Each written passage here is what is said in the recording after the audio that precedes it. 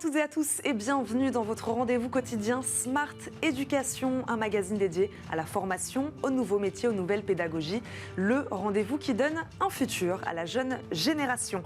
Comment lutter contre le chômage des jeunes malgré une diminution du taux de chômage des 15-24 ans au deuxième trimestre et ses 586 000 chômeurs? La France reste au-dessus de la moyenne européenne et de celle de la zone euro. De nombreuses mesures gouvernementales comme le plan Un jeune, une solution ont été mises en place pour endiguer le phénomène. Mais le privé, lui aussi, veut être acteur de la solution. Nos deux invités s'engagent aux côtés des jeunes et de leur employabilité. Pauline Lahari, CEO de MyCV Factory, nous accompagne en visioconférence. Bonjour. Bonjour. Bienvenue, merci beaucoup d'être avec nous. MyCV Factory, vous vous en doutez, une entreprise spécialisée dans la conception de CV et lettres de motivation uniques et originales. Laure Elary est avec nous sur le plateau. Bonjour. Bonjour. Vous êtes CMO de Job Teaser, plateforme d'accompagnement qui aide les jeunes à trouver un emploi. Laure Elary, avec tous les moyens qui existent aujourd'hui, réseaux sociaux, plateformes de recrutement, comment expliquer selon vous qu'on ait un taux de chômage des jeunes aussi élevé ?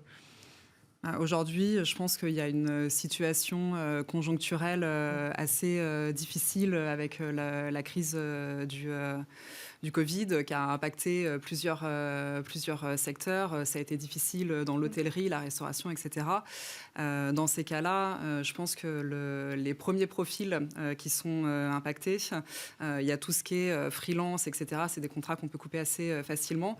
Et puis ensuite, malheureusement, c'est les contrats qui sont sur des durées courtes aussi, stage, alternance.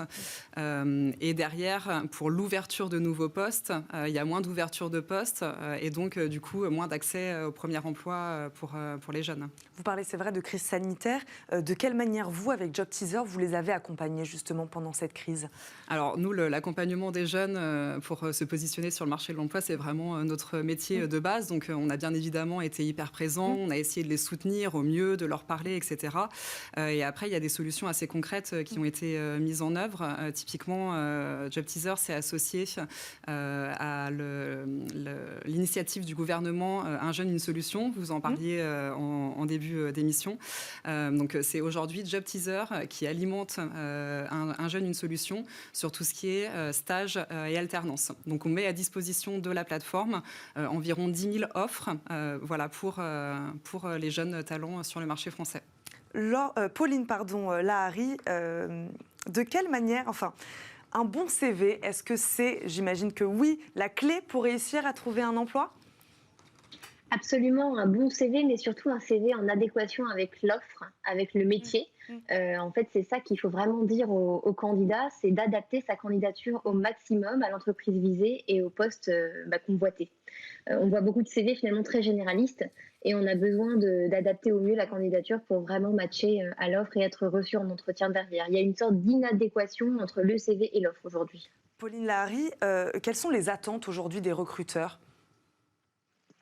Eh bien justement, les attentes, c'est un CV bien sûr lisible, clair et qui correspond aux besoins. Aujourd'hui, on aime bien les CV qui sont justement presque orientés résultats. Typiquement, quelqu'un qui va rechercher un job dans les RH, un recruteur qui va chercher quelqu'un dans les RH va vouloir un CV vraiment dédié à ce thème-là, avec tout le champ lexical et le vocabulaire qui s'y rapporte.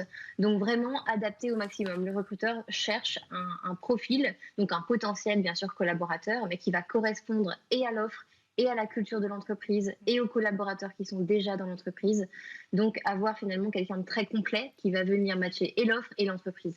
Laure Elary, avant un bon CV, il faut savoir où on va déjà. Comment, chez Job Teaser, vous accompagnez les jeunes dans ce choix d'orientation justement ?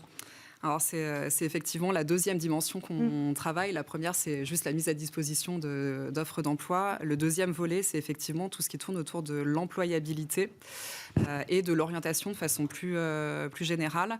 Et ça passe par 3 axes. Le premier, c'est mieux se connaître, mieux connaître ses aspirations, ses points de force, etc.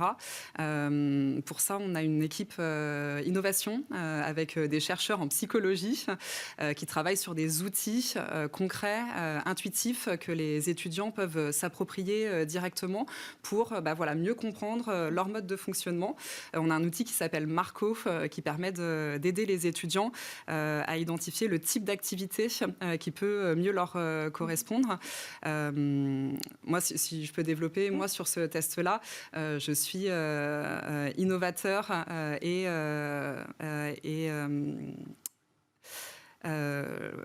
j'ai un trou. Concepteur. Et donc, concrètement, ce que ça signifie, c'est que j'ai une personnalité créative qui s'exprime dans les cadres, dans les environnements structurés, cadrés, etc., pour délivrer la performance. Et du coup, c'est en parfaite adéquation avec mon profil de responsable marketing. Et en fait, c'est intéressant de donner ces outils aux étudiants pour qu'ils puissent mieux travailler l'adéquation, c'est ce que disait Pauline aussi, entre leurs forces et le marché du travail. Et ça leur permet aussi de mettre des mots que derrière, ils peuvent utiliser auprès des recruteurs. Donc ça, c'est une des dimensions sur laquelle on peut aider les étudiants. C'est ça, mettre les bons mots. Pauline Lahari, ça aussi, c'est important sur un CV, de mettre les bons mots, de cibler correctement et d'interpeller son recruteur. Quelles sont les erreurs, par exemple, à éviter absolument sur un CV? Quelque chose de trop général, peut-être? Exactement, en fait, il y a beaucoup de mots un peu clichés que l'étudiant pense être intéressants et en fait, il ne se démarque pas forcément en utilisant des mots comme leadership, curieux et motivé, puisque beaucoup de CV vont posséder ces mots-clés-là. Donc nous, justement, on les accompagne sur le champ lexical, le bon vocabulaire à trouver, comment trouver les bons mots-clés aussi dans l'annonce, mais aussi globalement sur le marché du travail, quel vocabulaire reprendre. Et on leur donne ainsi des bases de contenu desquelles partir pour ne pas manquer d'inspiration sur les contenus. Donc c'est principalement des CV au contenu trop vague, pas assez concret, pas assez précis que l'on voit chaque jour. Pauline Lahari, une question également, quand on parle des erreurs à éviter, ne pas mettre sa photo sur un CV, c'est une bonne ou une mauvaise idée? Alors nous, on est plutôt partisans de la photo. Ça permet de mettre un visage en fait sur le CV qui aujourd'hui est tellement perdu dans le digital et dans les méandres de la candidature en ligne. Ah, on vous a perdu. On va peut-être essayer de vous retrouver dans quelques secondes. Laure et Larry, vous qui êtes en contact indirect, vous êtes la plateforme de mise en relation entre les entreprises et les actifs en recherche d'emploi. Quel secteur aujourd'hui recrute, vers lesquels peut-être faut-il amener de plus en plus ces jeunes ? Alors en termes de secteur, en ce moment, clairement, la santé, c'est un secteur qui est en très fort développement. Et après, au-delà du secteur, sur les types de métiers, on a toujours tous les métiers autour des nouvelles technologies pour les développeurs, donc le développement de produits dans l'absolu, tout ce qui est product management, UX design, ce type de métiers, ce sont des métiers qui sont en très forte tension. Sur lequel on manque en fait aujourd'hui de ressources. On a une très forte attente des entreprises, des très forts besoins et pas forcément suffisamment de candidats. Voilà. Et après, il y a aussi des nouveaux métiers qui émergent, qui sont des besoins qui se créent au fur et à mesure, sur lesquels les formations n'ont pas encore suivi, où une partie des candidats doivent s'auto-former. C'est le cas, par exemple, aujourd'hui, c'est des formations qui existent, mais tout ce qui est intelligence artificielle, c'est des métiers assez récents. Peut-être ce décalage aujourd'hui entre un nombre important de chômeurs et des secteurs en pénurie de candidats. C'est un manque de formation sur certains sujets. Alors oui, c'est des choses qui vont très vite en fait. L'évolution du marché de travail va très très vite. Aujourd'hui, on estime qu'il y a potentiellement 80% des métiers de 2030 qui n'existent pas encore aujourd'hui. Donc voilà, nous on se positionne pas sur la formation. En revanche, ce qu'on essaye de faire, c'est d'expliquer aux candidats les évolutions du marché pour qu'ils puissent mieux les appréhender. Là-dessus, on travaille main dans la main avec les écoles, mais c'est aussi des outils qu'on met à disposition disposition des candidats. On a beaucoup de contenu qu'on produit pour leur expliquer les attentes du marché, les évolutions, etc., pour présenter les nouveaux métiers. On a des formats type flash interview, Midi Expert, qui permettent d'expliquer ces métiers qui sont encore parfois un peu méconnus. Et en donnant toute cette matière aux candidats, ça leur permet, eux, d'envisager se positionner sur ces métiers-là, donc d'aller se mettre sur des métiers sur lesquels il y a clairement des opportunités pour être recrutés. Laure et Larry, là, vous nous parlez donc d'un marché du travail qui évolue très vite, des nouveaux métiers.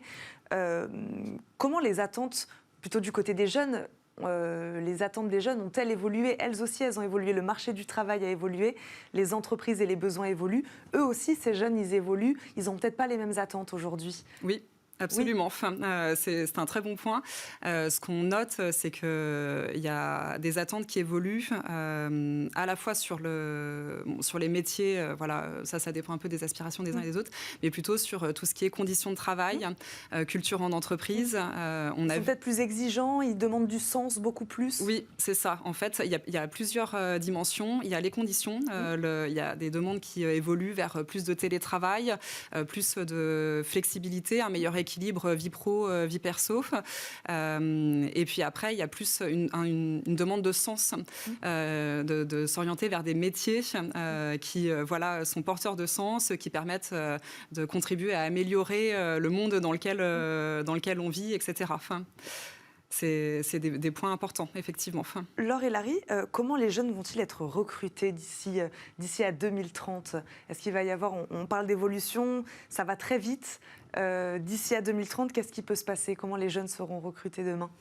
Déjà, en termes de process, aujourd'hui, on voit que les process ont déjà un peu évolué aussi avec le Covid. Il y a tout ce qui est entretien en visio. Nous, aujourd'hui, on fait encore, bien qu'on puisse aujourd'hui retourner sur site, on fait aujourd'hui une partie des entretiens en visio. Donc ça, c'est vrai qu'en termes de méthodologie, ça nécessite de travailler les choses un peu différemment. Nous, pour accompagner les étudiants, on met à disposition des conseils sur la plateforme. Et puis après, il y a les nouvelles technologies qui sont aussi accélérées avec l'essor du Covid, qui modifient un peu les façons de se positionner sur le marché de l'emploi. Typiquement, on a vu l'essor des forums en ligne. Nous-mêmes, Job Teaser, on a une solution de forum en ligne, le Virtual Career Fair, qui permet d'assister à des conférences, mais aussi de rencontrer les recruteurs de façon un peu plus informelle pour avoir un premier contact. On n'est pas directement sur le fait de postuler à une offre d'emploi, mais on commence quand même déjà à se vendre, à se renseigner sur l'entreprise, etc. Et ça, c'est des choses qui se sont beaucoup développées sur les derniers mois, et je pense que ça va encore continuer à s'accélérer. Merci beaucoup de nous avoir accompagnés. C'est déjà la fin de cette émission. Merci à vous de nous avoir suivis. On se retrouve très vite pour un nouveau numéro de Smart Education. À très vite.